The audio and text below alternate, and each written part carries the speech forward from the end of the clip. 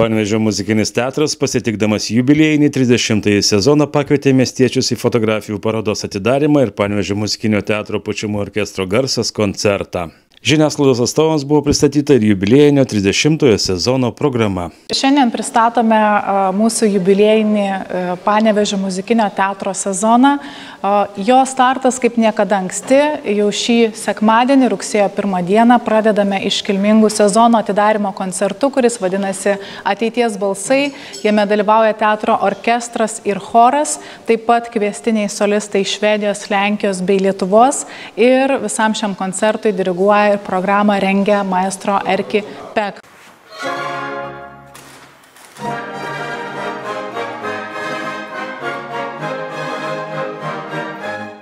Sezono naujienų pristatymo metu pasirašyta bendradarbiavimo sutartis su Panevėžio visuomenės sveikatos biuru.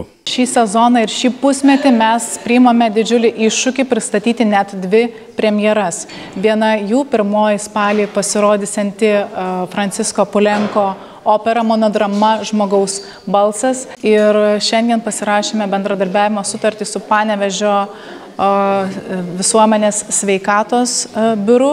Ir šią premjerą, kadangi tai yra labai intensyvi, labai gili, labai paliečianti vienos moters jausmų drama, šią premjerą mes kviesime po kiekvieno spektaklio, bendradarbiaujant su mūsų naujaisiais partneriais, žiūrovus aptarti tai, ką matė scenoje, išgyveno, kartu su psichologais diskusijose po spektaklių, čia pat mūsų teatre. Labai daug problemų turi emocinėje srityje. Ir mes labai dažnai nedrįstam patys savo prisipažinti, kad kažkur mums skauda, nes tarsi gėda prisipažinti, kad skauda.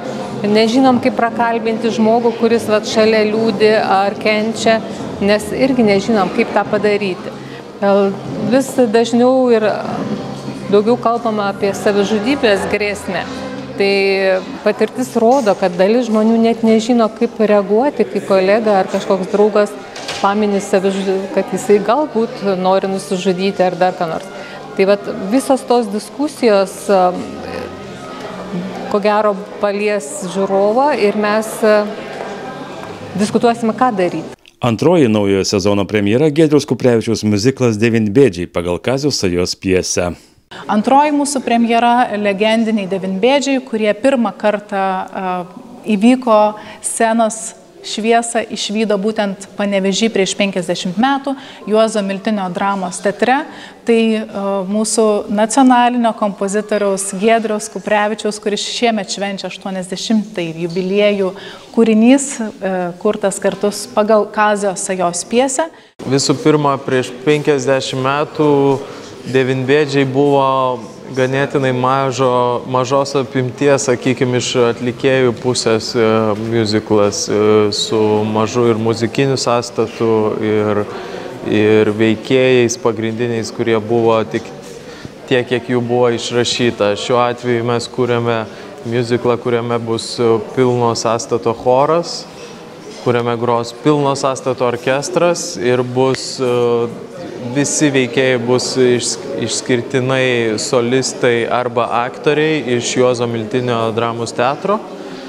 Taip pat nauja yra tai, kad mes šiuo atveju nesistengsim, o mes norime padaryti Devynbėdžius ne miuziklą apie kažkokį tai kaimelį su šienų, šiaudais ir nežinau, ten kaimiškais rakandais, bet iš tiesų miuziklą apie šiuolaikinę gyvenvietę, apie šiuolaikinius žmonės, kurie gyvena už didžiųjų miestų.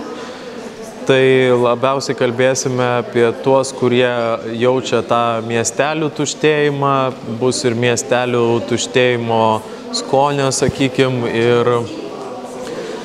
ir taip pat bus visa graži lietuvių liaudies muzika, įgavusi visai kitas spalvas šiame Arvydo Gudo scenografijos pastatyme. Sezono naujoves pristatė ir Panevėžio muzikinis orkestras Garsas.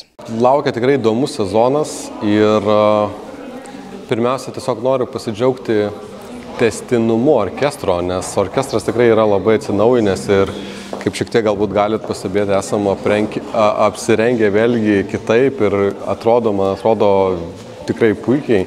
Tai tiesiog norisi pasidžiaugti kolektyvo jau branda, kuri yra atsiradusi. Ir šis metais vėlgi rugsėjo mėnesį turėsim koncertą ir bendradarbiavimą su LRT. Turėsim koncertą Stasio Povilaičiaus dainų kartu su Merūnu Vitulskiu. Taipogi turėsim ir sakralinių koncertų, turėsim kalėdinių koncertų, koncertuosime prieš naujuosius ir kalėdosime su Dainotu Varnu. O kitais metais taipogi lauksime kviestinių svečių, kadangi kiekvienais metais, kaip ir tradicija, pavasarį orkestras švenčia savo gimtadienį ir visada čia stengiamės tiesiog dar maksimaliai kilstelti savo kartelę ir ieškoti, kur galime tobulėti. Tai kiek orkestras kiekvienais metais vis stengiasi nustebinti žanrų įvairovę, muzikalumu, tai tikrai šiais metais to galite taipogi tikėti. Pasitikdamas jubiliejinį 30-ąjį sezoną, Panevėžio muzikinis teatras keičia ir savo logotipą bei interneto svetainę. Naują jubiliejinį sezoną pasitinkame atsinaujinę, pristatome naują teatro ženklą, naują jo identitetą, kuris yra ryškesnis, modernesnis.